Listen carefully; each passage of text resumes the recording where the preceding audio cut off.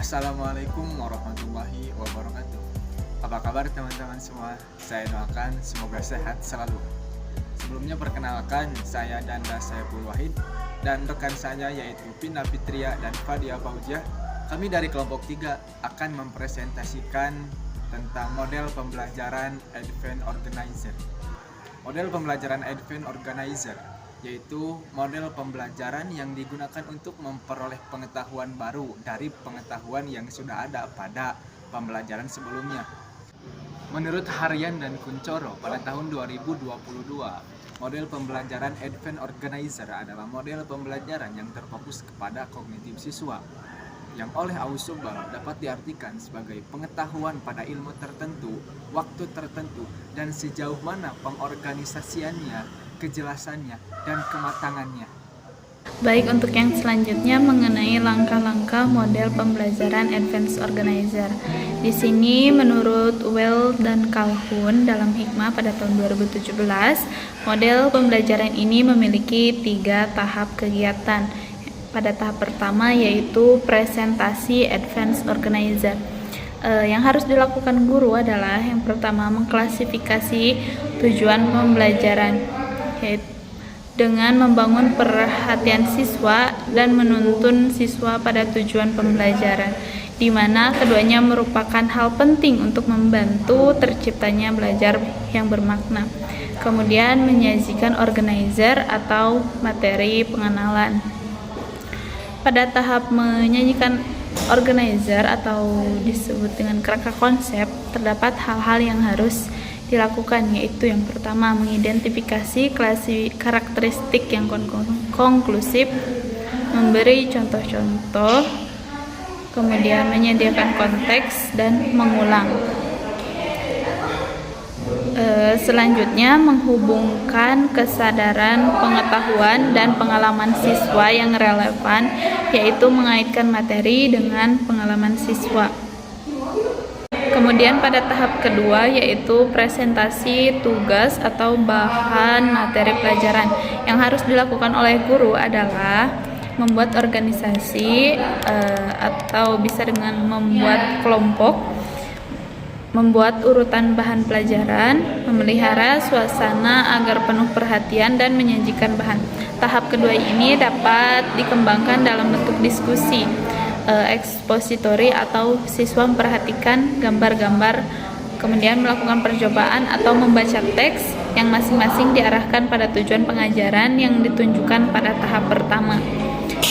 Tahap ketiga yaitu penguatan pengolahan kognitif, di mana guru harus menggunakan prinsip-prinsip rekonsiliasi integratif. Prinsip rekonsiliasi ini dapat dilakukan dengan cara yaitu meningkatkan siswa tentang gambaran menyeluruh gagasan atau ide, menanyakan ringkasan dari atribut materi pelajaran yang baru, kemudian mengulang definisi secara tepat, menanyakan perbedaan aspek-aspek yang terdapat dalam materi, dan menanyakan bagaimana materi pelajaran mendukung konsep yang baru digunakan. Kemudian meningkatkan kegiatan belajar. Untuk meningkatkan kegiatan belajar bisa dilakukan dengan cara siswa menggambarkan materi baru dengan menghubungkannya melalui salah satu aspek pengetahuan yang telah dimiliki sebelumnya. Kemudian siswa memberi contoh-contoh terhadap konsep yang berhubungan dengan materi.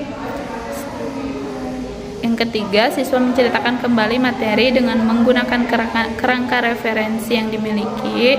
Keempat, siswa menghubungkan materi dengan pengalaman atau pengetahuan yang telah mereka miliki. Lanjut, melakukan pendekatan kritis untuk memperjelas materi pelajaran.